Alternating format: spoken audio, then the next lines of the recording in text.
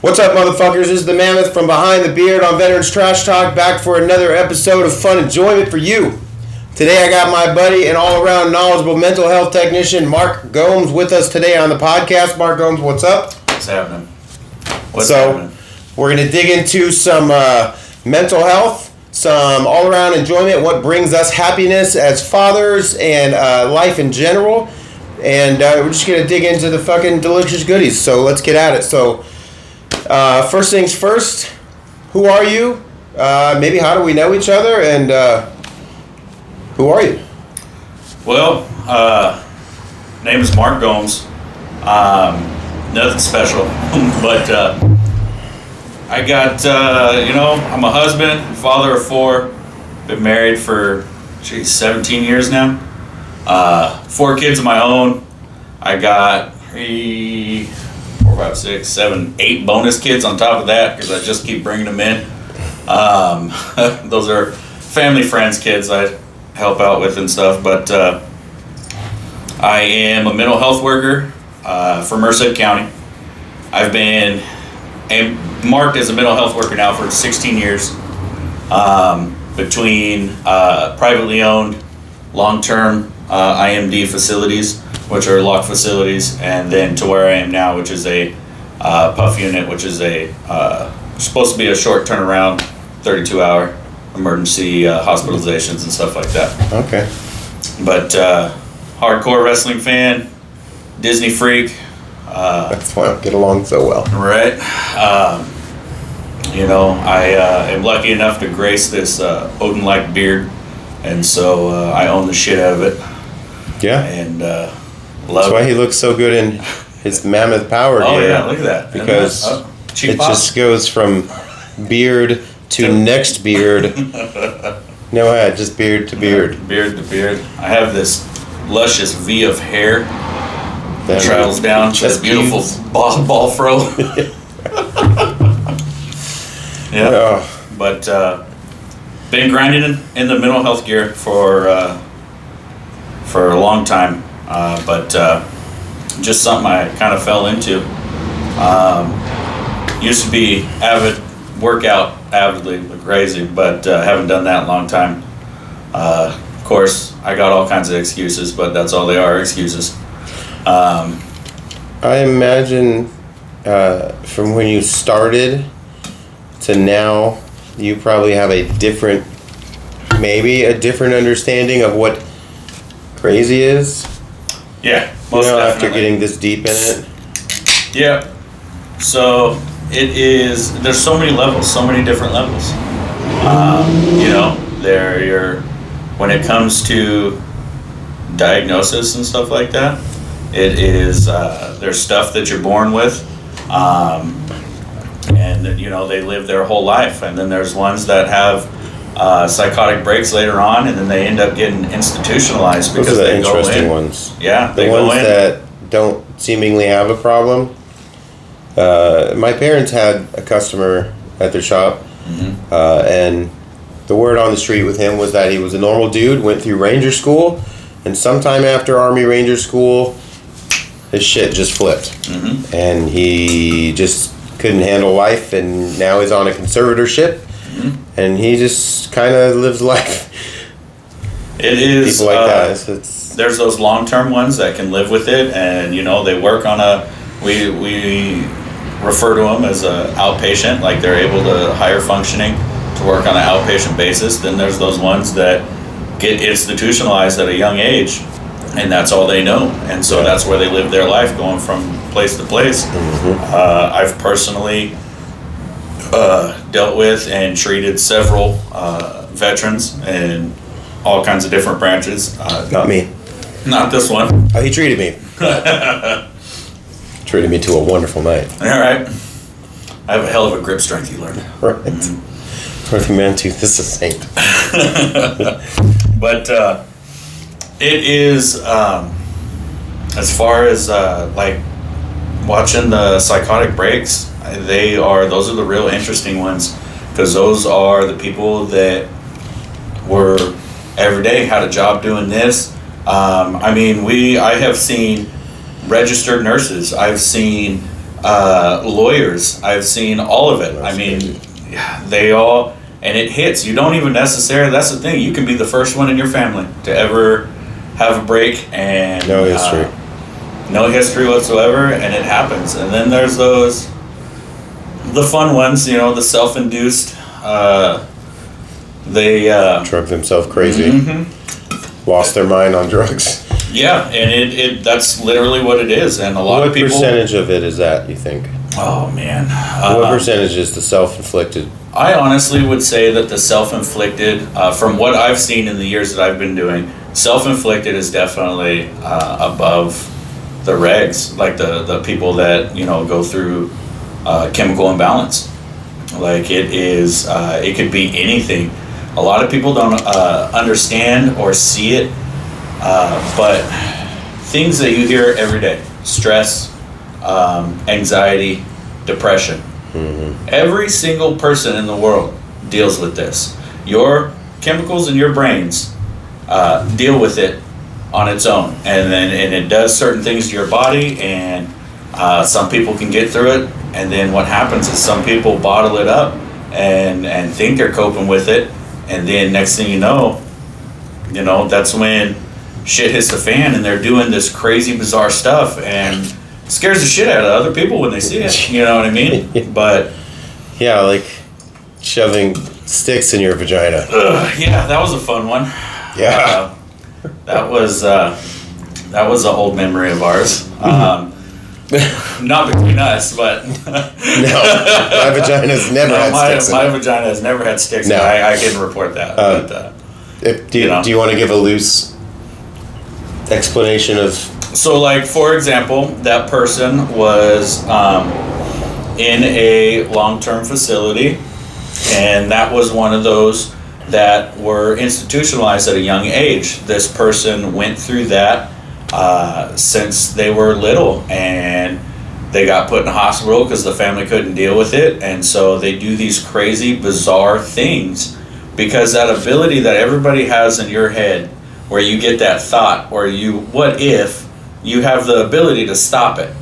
You can say, I'm not going to do that. That's Was too it much. attention seeking or was it a coping? So that's the thing, is when it comes to that behavior with that person specifically, that's where you have to be able to know your patient and know what's going on.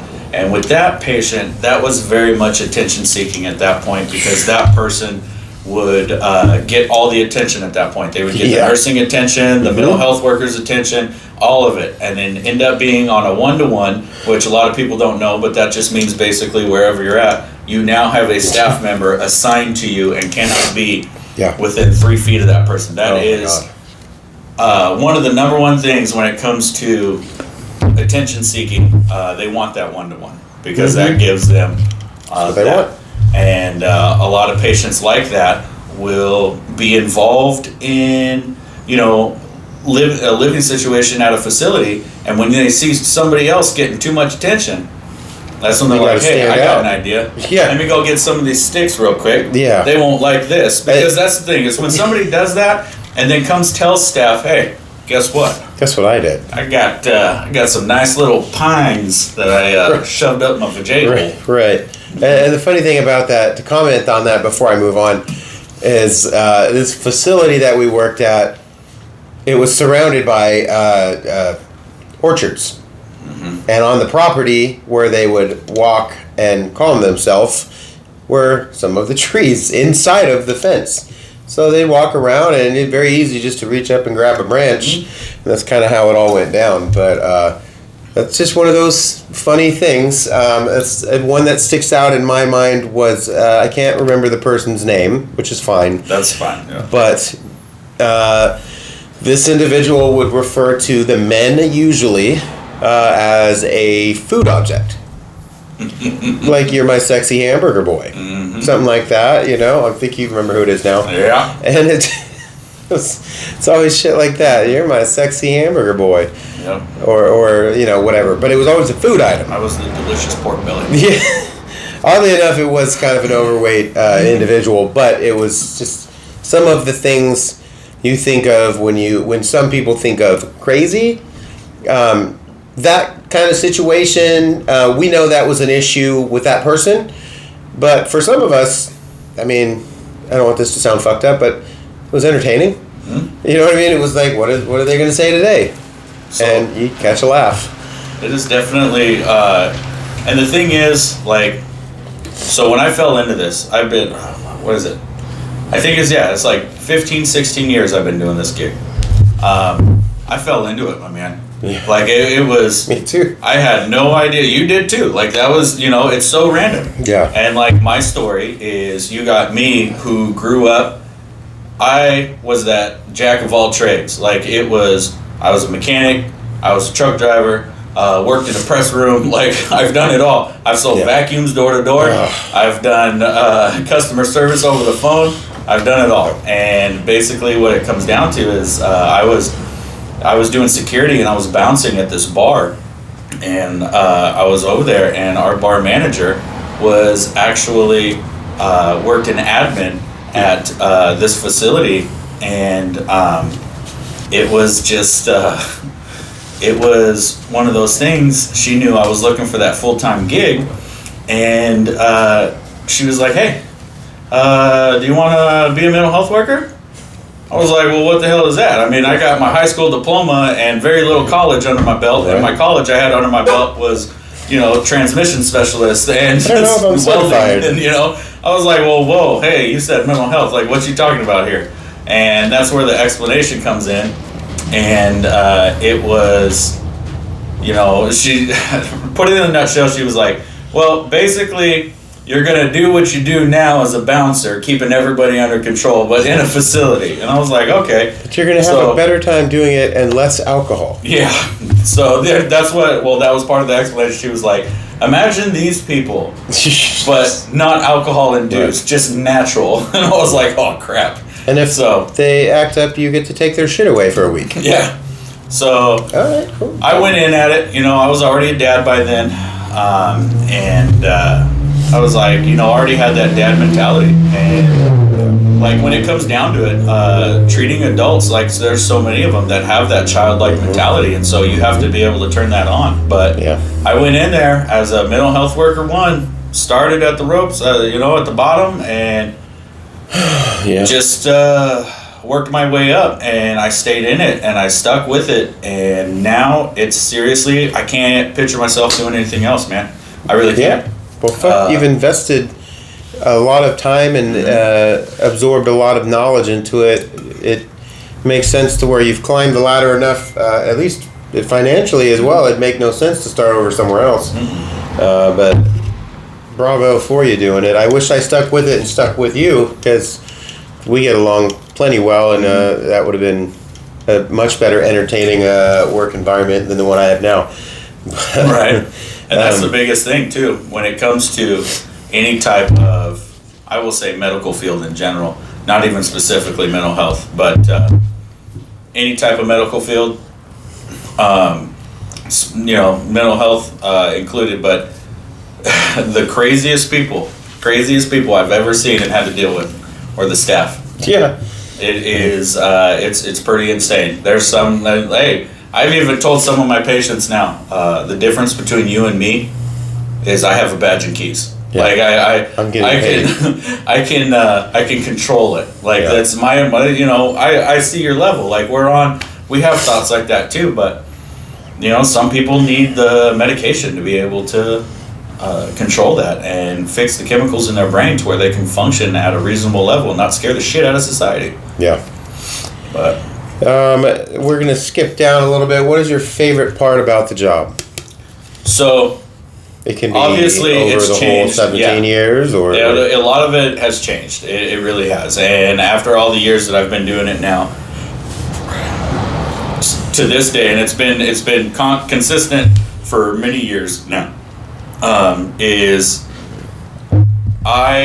the biggest thing that I take pride in is especially patients that I work one-on-one with and have spent a lot of time and effort, and I've spent blood, sweat, and tears, and I've watched them come from the very bottom to where they're requiring physical restraint and medical chemical restraint with medications and stuff like that, to being able to watch them be at a baseline level to where they can go out and then function in a lower level of care and continue it. Mm-hmm. That's the thing. That's the biggest thing. I have many patients almost that like recovery. Yeah, think of it as recovery. Like that's what it is for them. And when I've had a few patients that have come back and they're like, "Hey, just visiting. How's it going?" And I'm like, "What are you doing?" Because you got to. What did you get in here today? Mm-hmm. Oh shit! You're Especially working for the county and living in the same county you work in. Yeah. And in the unit that I am, it's a revolving door with a lot of people. Mm-hmm. So a lot of these patients you see on the outside. And that's what's really scary sometimes is there's really, really sick individuals that you'll see out there. And everybody else is getting scared shitless. And I'm like, oh, hey, I'll go talk to him. Right. But then there's those ones that you purposely avoid because, you're like, oh, nope, not this one. Nope. It's gotten to the point now where, like, we'll be in a store, Walmart, Target, whatever. And if I have my wife and kids with me, my wife doesn't even question it anymore. If she sees me, I'm like, hey, over here, let's go this way. She's like, okay, that means that he's seen somebody that we're not supposed to be around. But it is, you see them, I see them now all the time, more than I did at the other facility. The other facility I spent so many years at, about 9 years at that one that we worked at. That's where I was. Yeah. 9 years I spent out there. And I honestly can't remember if you left before me or not. No, I did. You did, didn't you? I did, yeah. Yeah. And, but I think it was around the time. Mm-hmm. Because I remember you mentioning other... I don't think that I was there very much longer after. No, because I think you already had started the county and you were still doing it. Yeah, I remember you were telling me, like, man, I'm running kind of both ends. Mm-hmm. That was really hard because here I am working with long-term patients on an everyday basis. This is, in this facility where they're guaranteed to be there 1 to 2 years working a program. Yeah. And then for the county is a smaller lockdown unit where it's not like you still do groups and stuff, and therapies and stuff, but it's not like a long-term situation. You try to keep them engaged as much as possible, but a lot of the patients there are coming down off of a manic episode, meaning, for people that don't know what manic is, those are the patients that are at this psychotic level that they're not sleeping. They're up and running around. They're nonstop. They're going 100 miles an hour. Yeah. You remind instantly that face to that word popped in my head, and I was like, "Oh my god, I've charted that a lot." One of my favorite things she actually told me was, and that's the thing is a lot of them is the crazy things that they tell you. Some of it you're like, yeah, that makes sense. So she told me that she was on DORs, which means denial of rights. Right. Which means when somebody's on a DOR, they did something to where we had to get a doctor's order to take that away from them. And so she informed me one night that she was on a DOR. I was going through my paperwork and I was like, for what? Like, you didn't... And she goes, I'm on a DOR for shotguns and rattlesnakes. And I was like, oh, okay, well, that's legit. I don't want you to have shotguns and rattlesnakes. You're not really the type of person that... You're in luck. We're all out. I think that might be a lifetime DOR for you. Shotguns and rattlesnakes. All of it, all ages, man. Young, 18, 19, 20 I've worked with, 20s, 30s, 40s to like her, up in their 60s. And I've worked with them the entire time that they spent their life, and Okay. Curveball question. Curveball question. Open the brain up. You've got one partner to tag with in WrestleMania. Who and why? One partner to tag with at WrestleMania. Yeah. My WrestleMania moment is going to be with Stone Cold Steve Austin. Okay. See, that's man, I already answered it. Okay. See, now that you start thinking, man, you throw me out there because at the same time, I'm like, it's a curveball big time, but I'm like, okay, WrestleMania moment though, I go Undertaker. I'm like, that's my guy. Like, that's, I've spent many of years, like, those are my top two guys. I spent that Attitude Era just... Okay, so assumingly you picked The Undertaker as your tag team partner for WrestleMania. But who did you just face? The ultimate opponent for your WrestleMania moment with The Undertaker. Yep. who has a pretty solid record with WrestleManias. Yeah.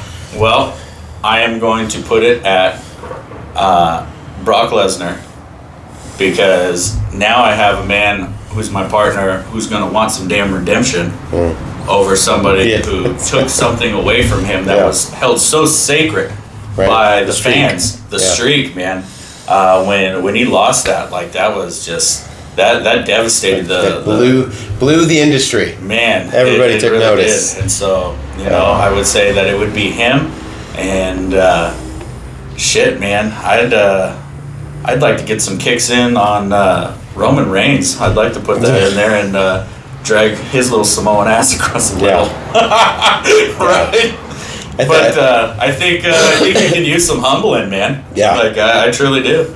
I think I'd pick some solid history. Maybe I think I'd probably be in like a 3-way tag with Demolition on the Rougeau brothers. Ooh. Something, a good solid face heel, and just, you know, wipe them out with some French Canadians. There you go. Just lots of pop. Yeah. But that would be a good one. But that's back when they had like Pontiac Dome, 90,000 kind of crowds and shit. So, but I'd definitely do that. That'd be a hell of a pop. Yeah. You know, right now, I think my original answer was Stone Cold. Like, that would be a hell of a pop, watching him come in like that. I think that would generate a lot of big buzz. Yeah. Because honestly, like, even with Undertaker, he still gets that pop, but and I guess he's still the regular part-time guy that pops in. Well, let me further the question that might twist it a little more. Man, hell of a jump, you know. DORs for rattlesnakes and shotguns. Which Undertaker? Ooh.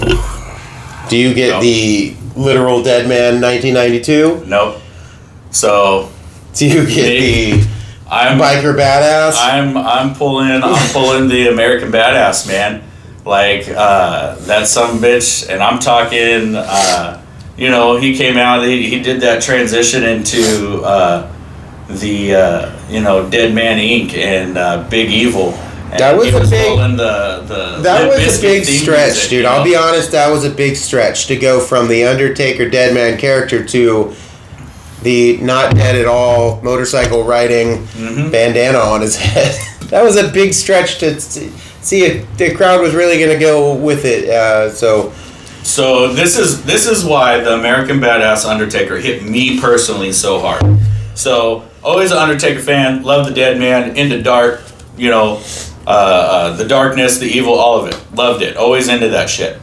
Well, I have a family history of being involved in MCs. My grandfather was in an MC, and so, like, I grew up around it and I knew it.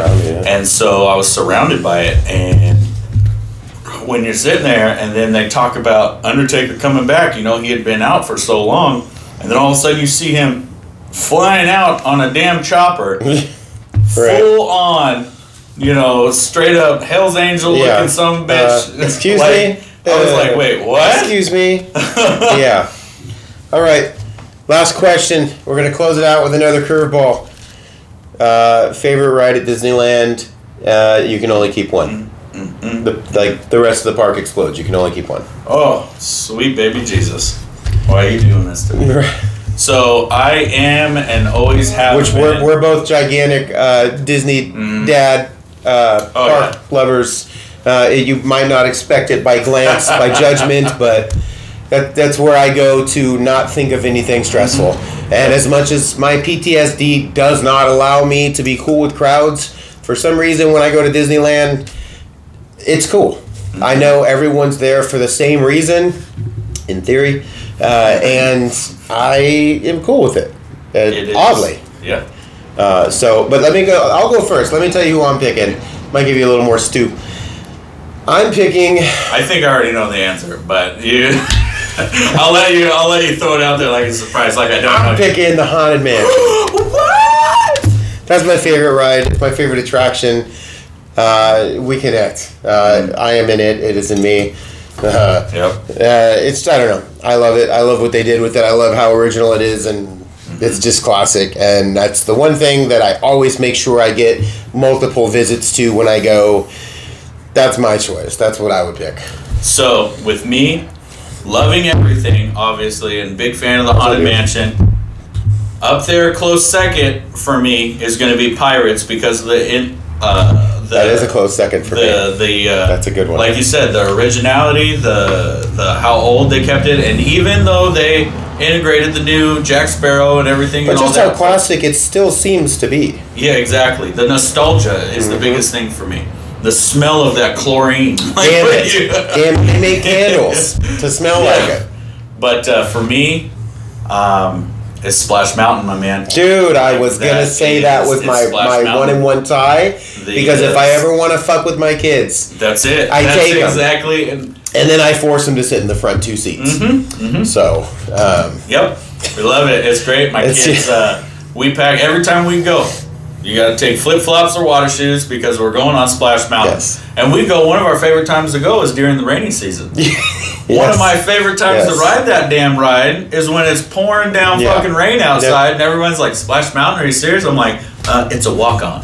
So there's nobody in line. We're going to go ahead and take up a whole log all ourselves. That's like me and Grizzly River Run. Yep. And my family knows and they hate it but love it at the same time. That's my California Adventure one. Yeah. And everyone laughs, but afterwards they complain. But it's the best. But, we're going to get together and you'll probably be hearing a round 2. We're going to cut this one. So, episode 1 with Mark Gomes, good buddy of mine, mental health worker, an all-around Viking extraordinaire with his mane. There you go. We are out. Thank you for tuning in to Behind the Beard. I am the Mammoth. Veterans Trash Talk. Check it out. Also, last word, get over to MammothPowerCompany.com. Hit up the .com. Go to Instagram, Facebook, whatever. Pick up some shit. All right. Goodbye.